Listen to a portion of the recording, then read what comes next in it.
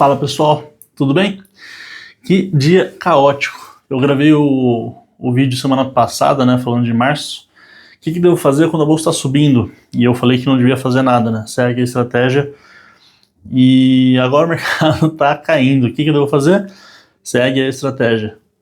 Qual que é a importância de você ter bem definido a quantidade de ações que você precisa ter, a renda que você está buscando e a disciplina, né, do aporte mensal?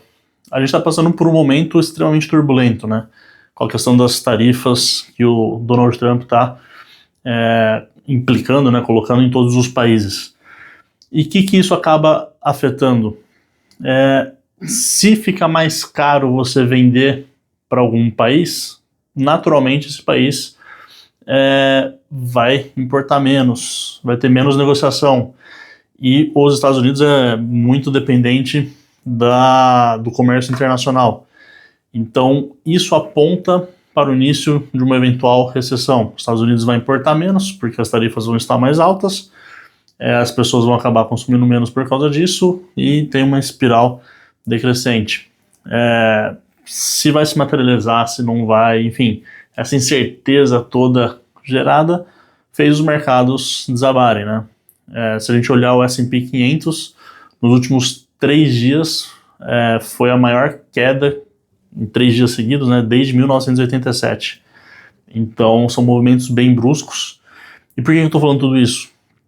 Se você não tem claro qual que é a sua estratégia, por que você comprou um ativo, por que você está, enfim, em renda variável, você vai se assustar e vai acabar saindo, vai acabar vendendo. Se você tem isso muito claro, você até comemora que aquela ação que você, enfim, tanto quer na sua carteira está mais barata.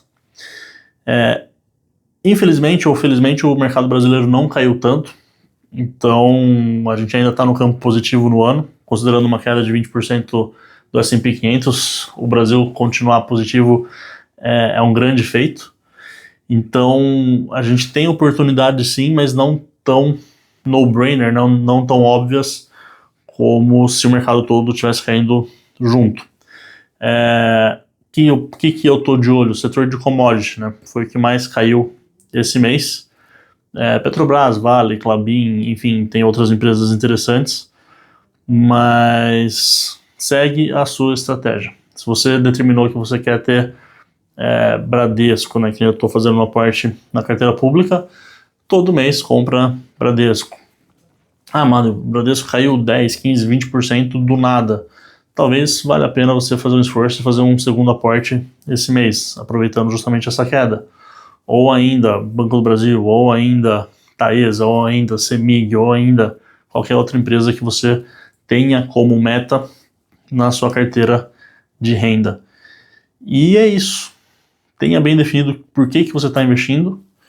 Não se assuste com esse caos todo. Você vai continuar usando a sua energia elétrica, você vai continuar usando o celular. Provavelmente você está me assistindo pelo celular, então a conta da Vivo e da TIM ali vão estar todo mês sendo pagas. Com certeza você vai estar usando sua empresa de saneamento básico. O seguro do seu carro você vai fazer independentemente de crise internacional ou não. Então são setores justamente mais blindados contra essa loucura, essa oscilação do dia a dia. E eu falei esse setor de commodities específico porque a carteira já está bem consolidada e dá para pensar em ativos fora desses 5 setores. Para quem está começando, os 5 setores são muito essenciais para você se manter fiel à estratégia.